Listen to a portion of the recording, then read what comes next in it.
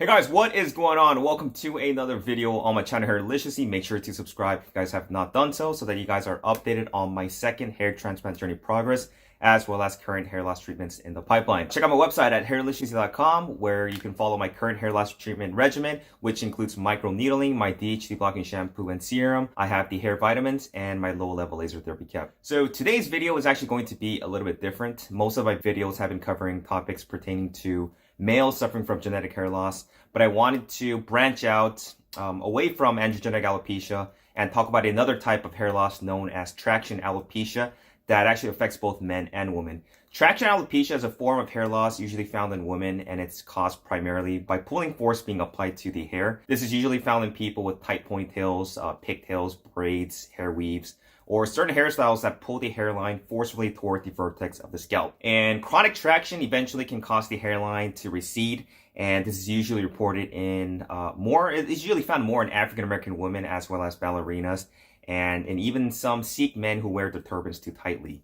So let's go ahead and look and see some of the worst cases of traction alopecia. And then after this video, I'm going to be talking about some things that you guys can do to go ahead and treat traction alopecia. So the first person I wanted to mention is a rapper from London, and her name is Paige Cakey. I don't know if you guys have heard of her.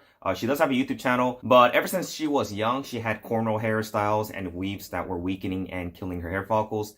She states that she was so ashamed of her bald patches that she couldn't bear to be away from her mascara, which she actually used to cover up her receding hairline. This is a photo of her in 2017 suffering from severe traction alopecia on the right side of her head, and her hair was worn in braids that were actually pulled very tightly on her scalp, which was causing the pretty bad recession.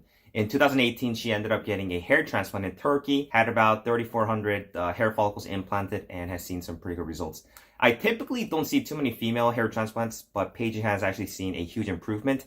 And given that her hair is curly, seen in a lot of the African American population, it actually creates more of an illusion of more density. But nevertheless, she looks beautiful, and I am super happy for her as well as her fantastic results. So next up, we have Naomi Campbell, who is one of the most successful Black British supermodels ever. In 2018, she was actually photographed with an unusually wide hair parting while attending a gala opening in New York, which was a result of 25 years of continuous weave wearing and has been the cause of severe recession from traction alopecia. And ever since her hair loss incident, media has been keen on her hairline. There's another incident in 2012 which revealed shocking photos of a receding hairline and bald patch after a swim. She posted a photo on Instagram recently with her natural hair more and more, in part to reverse some of the damage that years of wigs and extensions has done to her hair. And thankfully, she stated that a lot of her natural hair has grown back after she experienced her hair loss. So this next person is a 23-year-old female suffering from a pretty severe case of traction alopecia. This is after years of relying on sew-ins, wigs, and quick weaves. You can see some pretty extensive receding on the hairline up to her mid-scalp, and you can really visualize the damage her hair has incurred as a result of long-term traction. Jasmine Collins, who is the owner of Razor Chick of Atlanta, ended up giving the 23-year-old a transformation by pulling the hairs on the back and bringing them forward to cover up the alopecia. So it looks pretty good. This next example is a male with traction alopecia who was seen by Dr. Body in India. Traction alopecia typically happens in Sikh males, especially in India, where they eventually grow out their hairs and then tie it in a turban. Their religion actually forbids them from removing the turban permanently, so after years of constant traction and pull on the hair strands, traction alopecia, as well as certain skin conditions, including dermatitis and psoriasis, can actually occur. And a lot of times, traction alopecia results in permanent scarring of the localized tissue, which eventually results in permanent hair loss. And the other option would be to, get a hair transplant, which was the case for this guy. Here's another example of another case of traction alopecia in a Sikh. Pretty extensive hair loss and receding on the temples, hairline, and the temporal points. So this last example I want to show you guys is of a Caucasian male who has been growing out his locks since 1999. He states that he rarely washes his hair because it's extremely hard to dry completely and that he worries about rot lock. You can see the extent of damage caused by the long locks he has kept over the years, and his scalp is also red and irritated. You can see the dryness and the dandruff which is seen on his hair, and I can just only imagine just how much his hair must smell, since he rarely washes it, and growing out for such a long time, I would imagine that the odor would be pretty bad.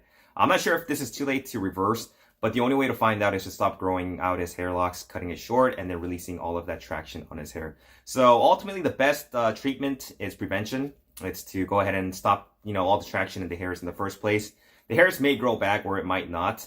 The only option at that point would be to get a hair transplant or some type of hair piece, given that the hair is permanently lost. Some people have actually seen some good results using minoxidil and microneedling. But this isn't the case of, genetic hair loss, so it's a little bit of a different case. But I hope that this video has given some awareness to what traction alopecia is, and that it can actually both affect not only men, but also women. The occasional dreadlocks or ponytail or cornrows are okay. But if you guys are considering doing this long term, realize the potential permanent damage that it can actually cause to your hair. So that's all I have for today, guys. If you guys like this video, please make sure to give it a thumbs up. If you guys have any questions, make sure to leave me some comments below. And I will talk to you guys in my next video. Take care.